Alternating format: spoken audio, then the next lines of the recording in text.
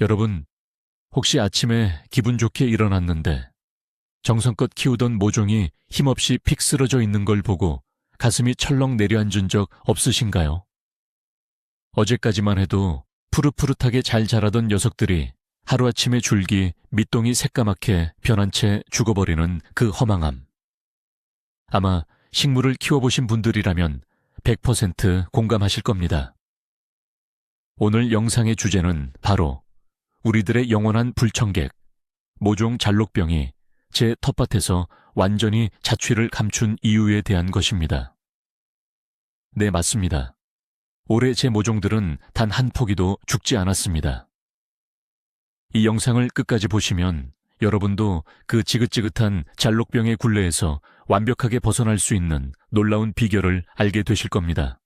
그런데 여기서 잠깐 재미있는 사실을 하나 말씀드릴까요? 저는 사실 올해 식물을 잘 키우기 위해 꼭 해야 한다고 널리 알려진 그 행동을 과감하게 끊어버렸습니다. 오히려 무심해진 것이 비결이라면 믿으시겠습니까? 과연 제가 무엇을 어떻게 바꾸었길래 모종들이 이렇게 강철 체력으로 자라게 된 것인지 영상 끝에서 그 반전의 진실이 밝혀지니 절대 눈을 떼지 마세요. 여러분은 모종이 죽는 가장 큰 이유가 단순히 물을 많이 줘서라고 생각하시나요? 댓글로 여러분의 생각을 먼저 남겨주시면 감사하겠습니다. 자, 그럼 본격적인 이야기를 시작하겠습니다. 먼저 우리가 이 문제를 해결하기 위해서는 적을 정확히 알아야 합니다. 우리가 흔히 잘록병 혹은 검은 다리병이라고 부르는 이 무서운 질병의 정체는 도대체 무엇일까요? 이것은 단순히 식물이 약해서 쓰러지는 것이 아닙니다. 흙 속에 숨어 살고 있는 곰팡이성 병원균이 이제 막 세상에 나와 아직 방어막이 제대로 형성되지 않은 어린 모종의 연약한 줄기를 공격해서 생기는 아주 잔인한 병입니다.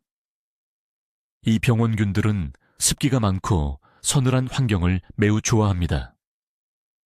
그래서 봄철에 씨앗을 뿌리고 물을 주며 애지중지 키우는 그 환경이 역설적으로 병균들에게는 최고급 호텔이나 다름없는 완벽한 서식지가 되어버리는 것입니다.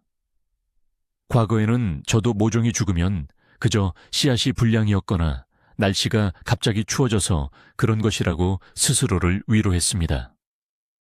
하지만 매년 똑같은 실패를 반복하면서 이것은 단순한 날씨의 문제가 아니라 제가 조성해준 모종의 생태계 자체에 심각한 오류가 있다는 것을 깨달았습니다.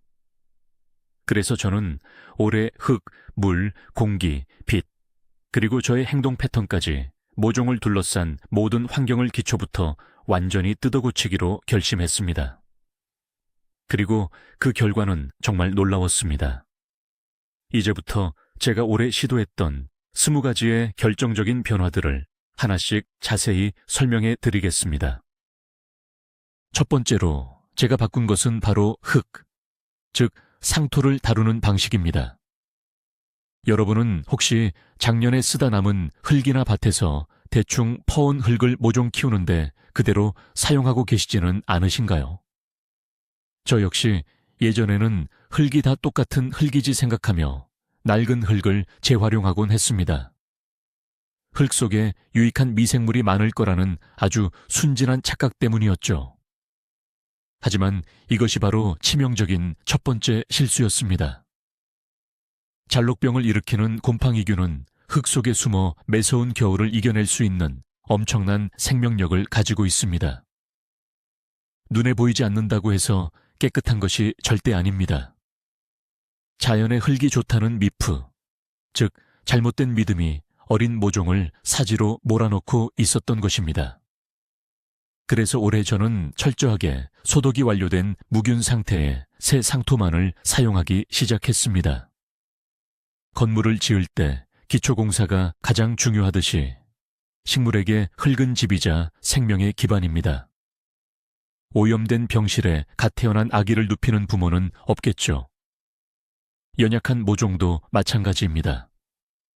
무균 상토라는 깨끗하고 안전한 이부자리를 깔아주는 순간 지긋지긋한 검은 다리병과의 전쟁에서 이미 확실한 승기를 잡고 시작하는 것과 다름없습니다. 이것이 제가 경험한 가장 든든하고 강력한 첫 번째 변화였습니다. 두 번째 변화는 바로 물을 주는 방식의 완전한 전환입니다. 모종을 키울 때 가장 기분 좋은 순간이 언제인가요? 아마도 위에서부터 시원하게 물을 뿌려주며 잎사귀에 맺힌 영롱한 물방울을 볼 때일 것입니다. 저도 매일 아침 샤워기를 틀듯 위에서 물을 듬뿍 주었습니다. 하지만 이 위에서 물 주기 방식이 잘록병균에게는 신나는 물놀이장을 개장해 주는 것과 같았습니다. 위에서 물을 주면 흙 표면이 계속해서 젖어 있게 되고 연약한 줄기 밑동이 젖은 흙과 지속적으로 닿아 부패하기 시작합니다. 그래서 올해 저는 저면 관수라는 마법 같은 방법을 전면 도입했습니다. 화분이나 트레이 아래에 물을 담아두고 흙이 모세관 현상을 통해 필요한 만큼만 물을 아래에서 위로 빨아들이게 하는 방식입니다. 이렇게 하면 흙의 표면은 항상 보송보송하게 건조한 상태를 유지하면서도 뿌리는 충분한 수분을 흡수할 수 있습니다. 곰팡이가 제일 싫어하는 것이 바로 건조함입니다. 흙 표면이 마르니 병원균이 줄기에 침투할 길이 완전히 막혀버린 것입니다. 목이 마르다고 해서 사람의 머리 위에 물을 들이붓지 않고 입으로 물을 마시게 하는 것. 이 당연한 이치를 식물에게 적용한 순간 모종의 생존율은 기적처럼 치솟았습니다. 세 번째는 온도의 함정에서 벗어난 것입니다. 우리는 보통 모종은 따뜻해야 잘 자란다고 굳게 믿고 있습니다. 그래서 밤낮 가리지 않고 거실 한가운데나 따뜻한 방 안에 모종을 모셔두곤 하죠.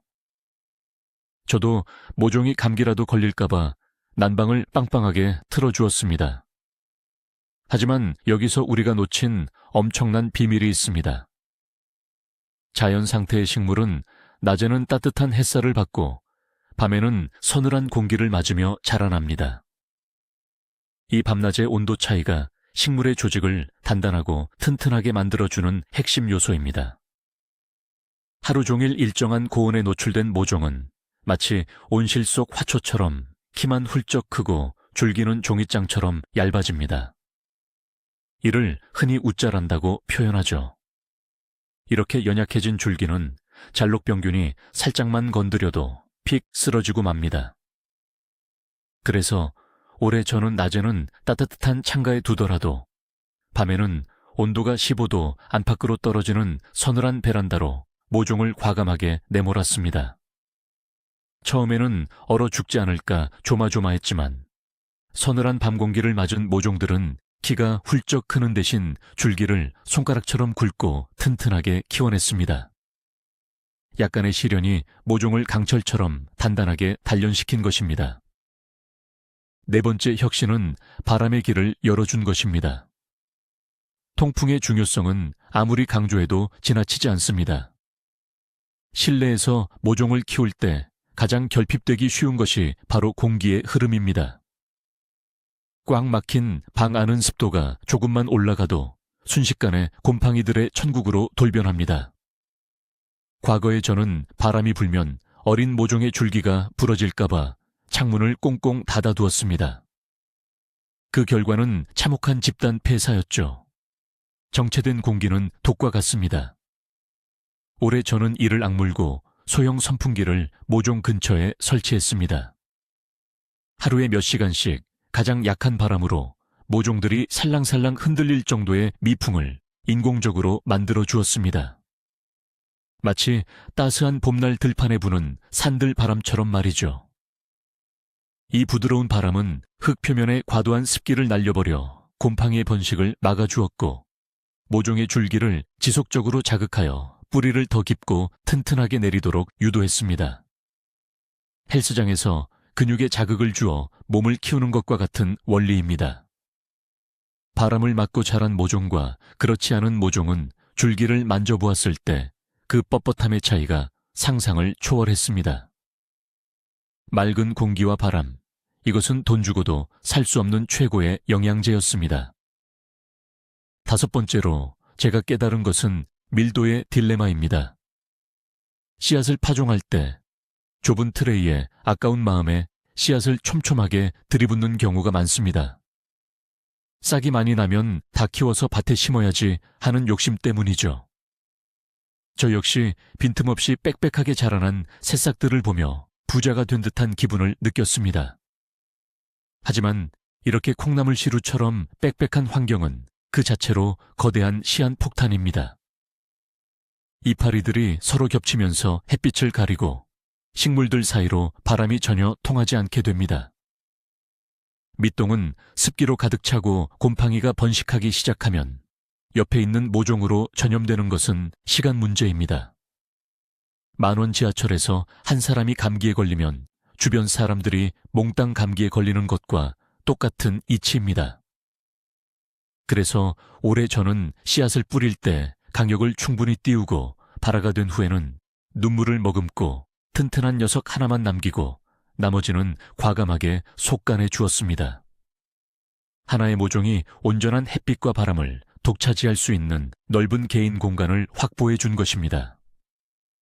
속간해는 과정이 마음 아프긴 했지만 덕분에 남은 모종들은 서로 경쟁하지 않고 굵직하게 성장하여 단 한 포기도 병에 걸리지 않았습니다.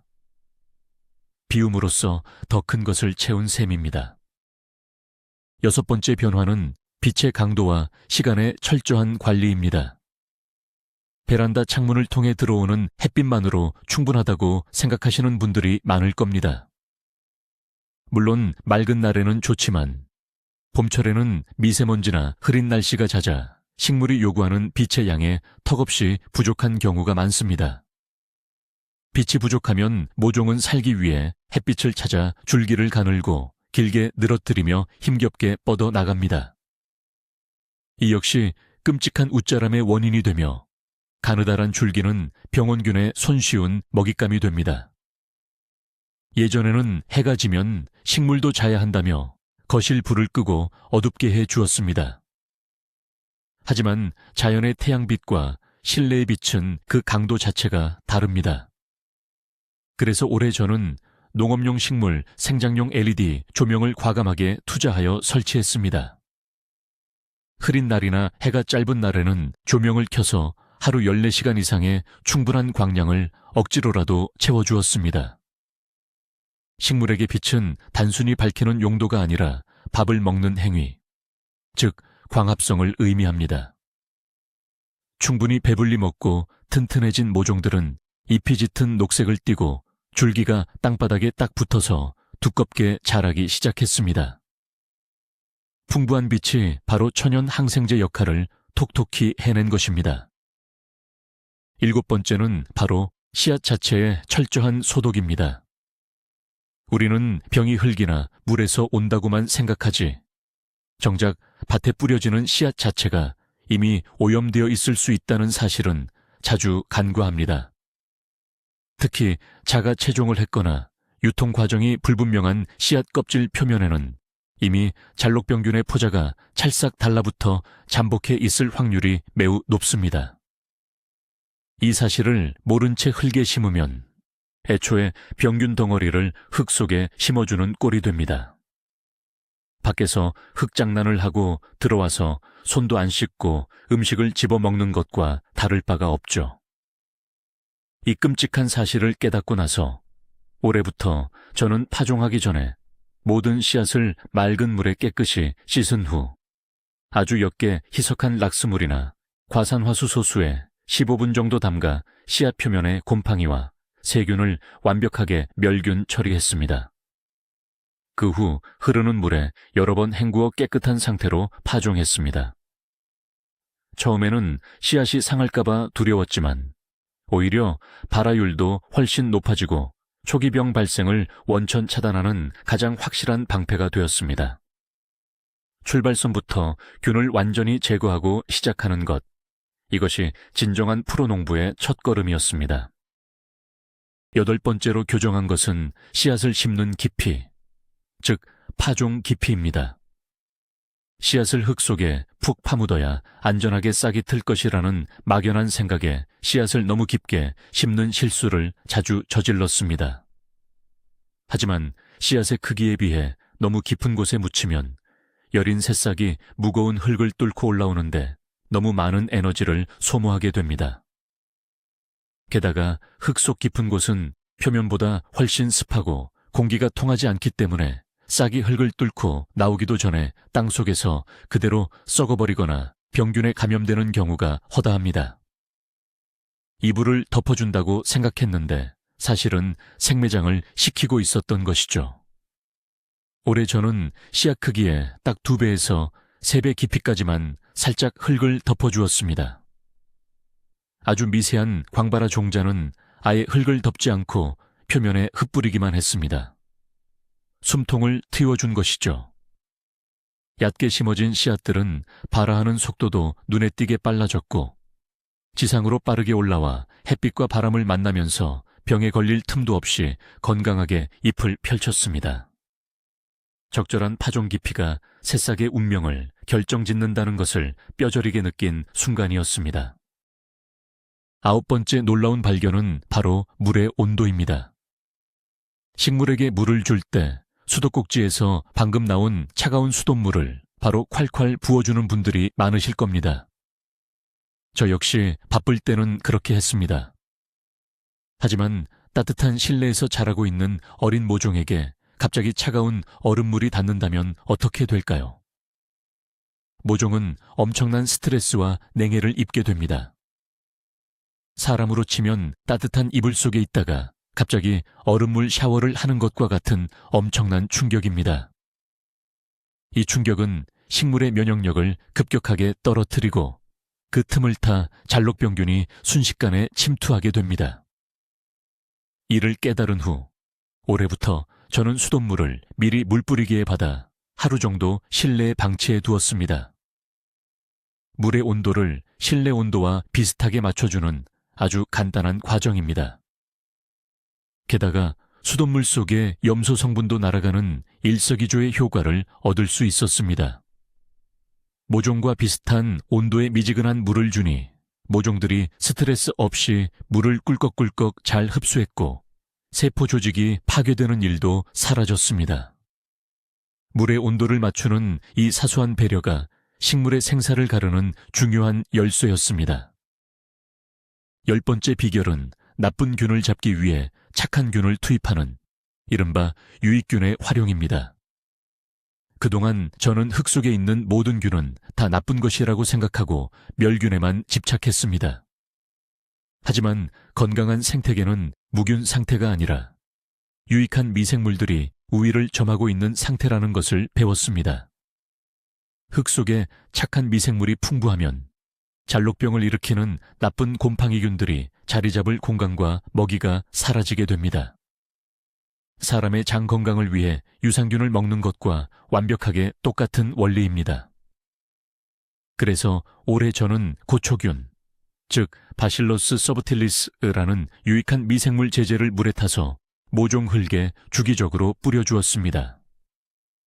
이 고초균들은 흙 속에서 빠르게 번식하며 항생 물질을 뿜어내어 나쁜 곰팡이균의 접근을 원천 봉쇄하는 훌륭한 보디가드 역할을 해냈습니다. 화학 농약을 치지 않고도 자연의 힘을 빌려 병을 예방하는 가장 친환경적이고 강력한 방어막을 구축한 셈입니다. 흙은 죽어있는 돌가루가 아니라 수많은 생명이 살아 숨쉬는 우주라는 것을 유익균을 통해 다시 한번 깨닫게 되었습니다. 11번째로 바꾼 것은 화분과 트레이어의 근본적인 선택입니다. 예전에는 비용을 아끼기 위해 얇고 싸구려인 검은색 플라스틱 모종, 트레이나 재활용, 플라스틱 컵을 씻어서 사용했습니다. 구멍만 대충 뚫어 놓으면 물이 잘 빠질 줄 알았죠. 하지만 이런 재질들은 통기성이 전혀 없어 흙 속의 습기를 그대로 가두어 버립니다. 마치 한여름에 땀복을 입고 있는 것처럼 뿌리는 숨을 쉴 수 없었고 흙은 항상 질척거렸습니다. 습기를 좋아하는 곰팡이들에게는 환상적인 사우나나 다름없었습니다. 올해 저는 과감하게 통기성이 뛰어난 슬릿 화분과 바닥망이 뚫려있는 전용 파종 트레이로 전부 교체했습니다. 특히 슬릿 화분은 측면에 길게 틈이 파여 있어 공기가 흙 속 깊숙이 드나들 수 있게 해줍니다. 흙 속에 산소가 풍부해지니 뿌리가 썩지 않고 솜털 같은 하얀 잔뿌리들이 미친 듯이 뻗어 나갔습니다. 배수와 통기성을 완벽하게 잡아주는 그릇에 담아내는 것만으로도 모종을 괴롭히던 과습과 곰팡이 문제를 동시에 해결할 수 있었습니다. 장비의 차이가 결과의 차이를 만든다는 것을 실감한 순간입니다. 12번째는 치명적인 비료의 유혹을 뿌리친 것입니다. 어린 모종을 보면 내 자식처럼 조금이라도 더 빨리, 더 크게 키우고 싶은 마음에 영양제나 화학 비료를 일찍부터 듬뿍 주고 싶은 충동에 휩싸입니다.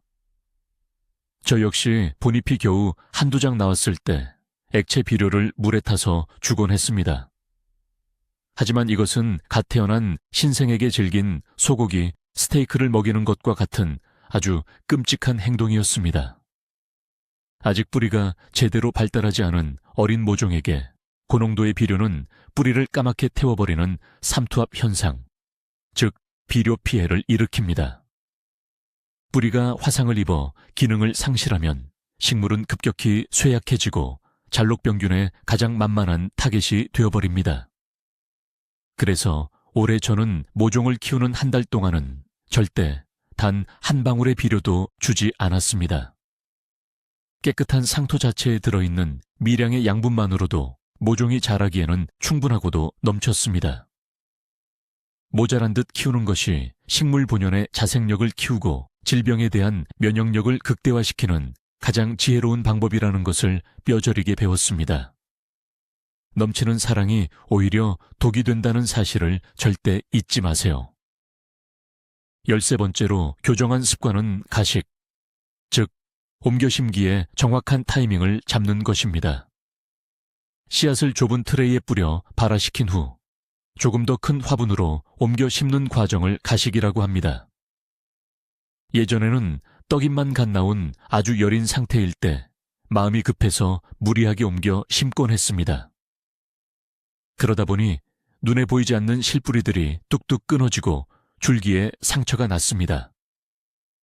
그 상처 부위는 흙 속에 대기하고 있던 병원균들이 침투하는 고속도로가 되었습니다.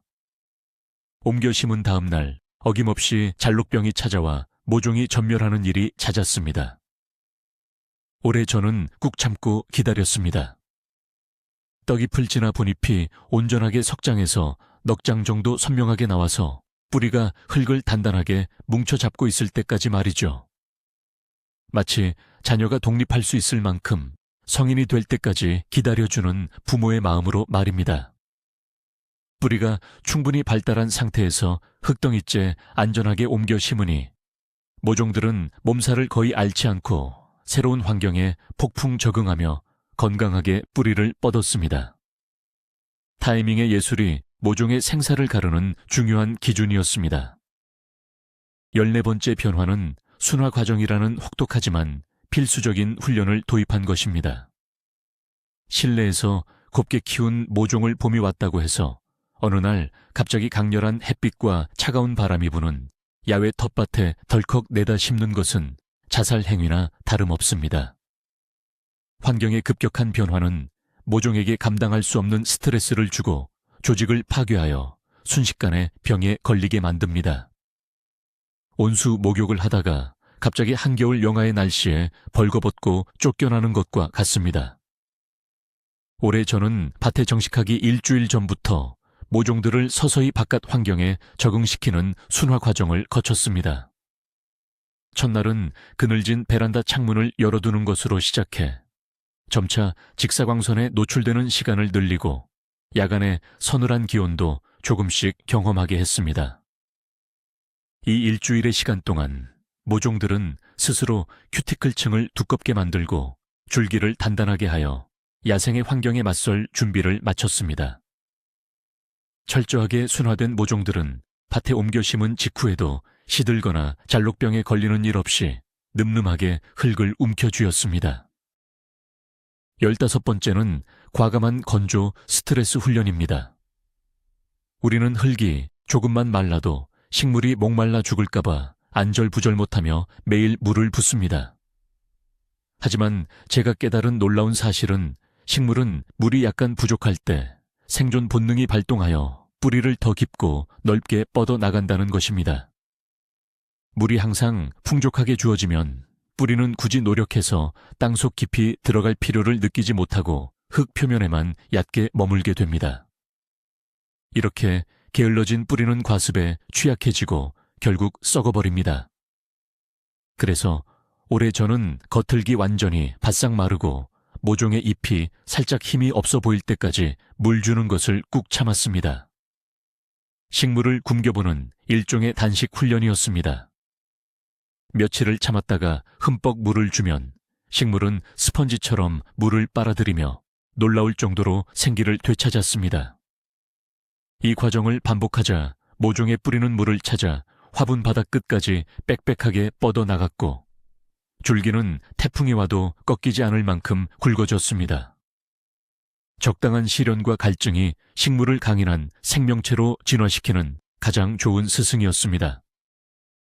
16번째 비결은 주방에 있던 천연 마법의 가루, 바로 계피가루의 활용입니다. 농약을 치고 싶지는 않고 곰팡이는 막고 싶었던 저에게 계피가루는 구세주와 같았습니다. 계피에 들어있는 신나말데하이드라는 성분은 강력한 천연 살균 효과를 가지고 있어서 곰팡이균의 세포벽을 파괴하고 번식을 억제하는 데 탁월한 효능이 있습니다. 예전에는 카페라테에 향을 더하는 데만 썼지만 올해는 모종 흙 표면에 이 계피가루를 아주 얇게 솔솔 뿌려주었습니다. 이렇게 흙 표면을 코팅해주면 공기 중에 떠돌던 곰팡이, 포자가 흙에 내려앉아도 발아하지 못하고 사멸해버립니다. 천연 방어막을 쳐준 것이죠. 게다가 특유의 매운 향 때문에 흙파리 같은 골치 아픈 해충들이 흙 속에 알을 낳는 것까지 완벽하게 막아주는 부수적인 효과도 있었습니다. 사람에게는 안전하면서도 식물을 병균과 벌레로부터 지켜주는 향기로운 보호막. 계피가루는 초보 농부들에게 강력히 추천하는 가장 쉽고 안전한 비장의 무기입니다. 17번째로 도입한 것은 과산화수소수 희석액의 놀라운 위력입니다. 우리가 상처가 났을 때 소독약으로 쓰는 그 투명한 약물 맞습니다. 흙이 장마철처럼 습하거나 어딘가 곰팡이의 기운이 느껴질 때 저는 약국에서 흔히 파는 3% 과산화수소수를 물의 1000배 정도 아주 연하게 희석하여 흙에 뿌려주었습니다. 과산화수소수가 흙 속에 들어가면 분해되면서 다량의 산소를 발생시킵니다. 이 산소 방울들은 흙 속의 통기성을 순식간에 높여 뿌리가 숨을 쉴 수 있게 해줄 뿐만 아니라 산소를 극도로 싫어하는 혐기성 세균과 곰팡이균의 세포막을 태워 없애버리는 강력한 살균 작용을 합니다. 사람으로 치면 오염된 상처에 소독약을 부어 균을 죽이는 것과 같습니다. 잎이나 줄기에 직접 닿지 않게 흙에만 조심스럽게 관주해주면 이미 잘록병 기미가 보이던 모종도 기적적으로 균의 확산이 멈추고 다시 살아나는 것을 여러 번 목격했습니다. 과산화수소수는 농가에서만 쓰는 비밀병기가 아니라 우리 가정에서도 손쉽게 사용할 수 있는 든든한 상비약이었습니다. 18번째 변화는 물을 주는 시간대를 엄격하게 통제한 것입니다. 직장 생활을 하다 보면 아침에는 바빠서 퇴근 후 저녁 늦은 시간에 식물에게 물을 주는 경우가 흔합니다. 저도 밤에 여유롭게 물을 주며 하루를 마무리하는 것을 즐겼습니다. 하지만 이것은 잘록병을 불러들이는 죽음의 의식이었습니다. 저녁에 물을 흠뻑 주게 되면 밤새 기온이 떨어지면서 흙 속의 수분이 전혀 증발하지 못하고 흙이 차갑고 축축한 진흙탕 상태로 아침까지 방치됩니다. 서늘하고 습한 밤, 이것은 곰팡이가 폭발적으로 증식하는 가장 완벽한 조건입니다. 올해부터 저는 아무리 바빠도 무조건 해가 뜨기 직전인 이른 아침에만 물을 주었습니다. 아침에 물을 주면 낮 동안 따뜻한 햇살을 받으며 식물이 활발하게 광합성을 하면서 물을 섭취하고 흙 표면에 남은 수분은 햇빛과 바람에 의해 자연스럽게 뽀송하게 마르게 됩니다. 식물이 밤에 잠을 잘 때는 흙도 건조하고 따뜻한 상태를 유지해야 건강합니다. 저녁에 젖은 머리로 잠자리에 들면 감기에 걸리듯이 식물도 밤에는 물기를 말려주어야 한다는 기본 원칙을 지킨 것이 핵심이었습니다. 19번째는 초인적인 관찰력으로 초기 징후를 재빨리 잡아내는 습관입니다. 잘록병은 어느 날 갑자기 쓰러지는 것처럼 보이지만 사실 며칠 전부터 분명한 경고 신호를 보냅니다. 흙과 맞닿은 줄기 부분이 미세하게 물에 젖은 것처럼 투명해지거나 살짝 실처럼 가늘어지기 시작하는 것이 바로 초기 증상입니다. 예전에는 무심코 지나치거나 흙이 묻은 줄 알고 그냥 방치했습니다. 하지만 올해는 매일 아침 돋보기를 들여다보듯 모종의 밑동을 꼼꼼하게 살폈습니다.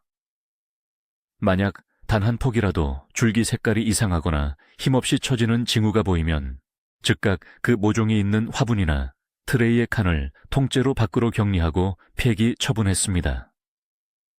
살려보겠다고 약을 치며 시간을 끄는 사이에 눈에 보이지 않는 곰팡이, 포자가 옆에 있는 수십 개의 건강한 모종으로 순식간에 번져나가기 때문입니다. 감기 기운이 있을 때 푹 쉬는 것처럼 식물 세계에서는 잔인해 보일지라도 한 포기의 희생이 전체를 살리는 유일한 방법입니다. 냉정한 예방과 빠른 격리가 수백 포기의 모종을 살렸습니다. 마지막 20번째, 가장 근본적이고 중요한 변화는 바로 저의 마음가짐이었습니다. 그동안 저는 식물을 사랑한다는 핑계로 하루에도 수십 번씩 들여다보고 만져보고 물을 주고 비료를 찌르는 등 이른바 헬리콥터 부모처럼 모종을 피곤하게 만들었습니다. 식물이 스스로 자생력을 발휘할 틈을 전혀 주지 않았던 것이죠. 제가 했던 과도한 관심과 애정이 오히려 식물의 환경을 과습하고 병들게 만드는 가장 큰 원인이었습니다. 올해 저는 딱 필요한 물과 빛, 바람만 제공하고 철저하게 식물의 생명력을 믿고 기다려주기로 했습니다. 흙이 마를 때까지 기다릴 줄 아는 인내심, 약간 서늘한 밤 공기를 맞으며 강해지도록 내버려 두는 용기, 즉 무심함 속에 섬세함을 실천한 것입니다. 내가 무언가를 더 해주려고 안달할수록 식물은 약해집니다. 자연의 순리에 맡기고 한 발짝 물러서서 관망하는 농부의 여유로운 마음가짐. 이 보이지 않는 정신적인 변화야말로 올해 제 모종들이 잘록병이라는 거대한 재앙을 피하고 눈부시게 푸르른 생명력을 뽐낼 수 있었던 가장 완벽하고 궁극적인 비결이었습니다.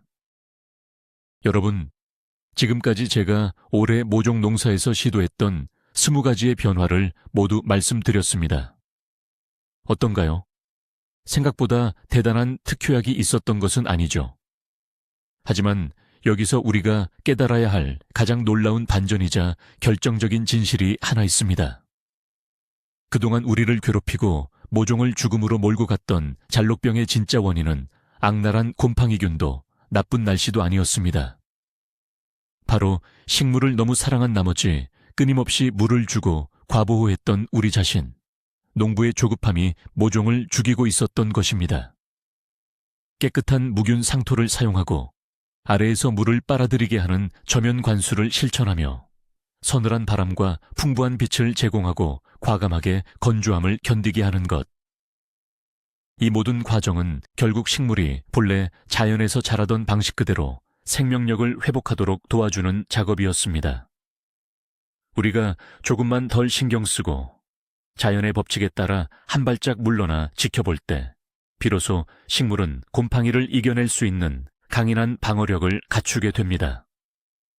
이 사소하지만 위대한 이치를 깨달은 올해, 제 텃밭은 그 어느 때보다 풍성하고 푸르른 생명들로 가득 찼습니다. 오늘 영상에서 알려드린 방법들을 여러분의 베란다나 텃밭에 당장 적용해 보세요. 장담하건대 지긋지긋한 모종 폐사의 악몽에서 완벽하게 해방되실 수 있을 겁니다. 영상 끝까지 시청해 주셔서 진심으로 감사드립니다. 오늘 내용이 유익하셨다면 구독과 좋아요 꾹 눌러주시고 알림 설정도 잊지 마세요. 마지막으로 여러분께 질문 하나 드리겠습니다. 여러분이 지금까지 식물을 키우면서 겪었던 가장 어이없거나 마음 아팠던 실패 경험담은 무엇인가요? 아래 댓글로 여러분의 생생한 이야기를 남겨주세요. 함께 소통하며 더 나은 가드닝을 만들어 갑시다. 감사합니다.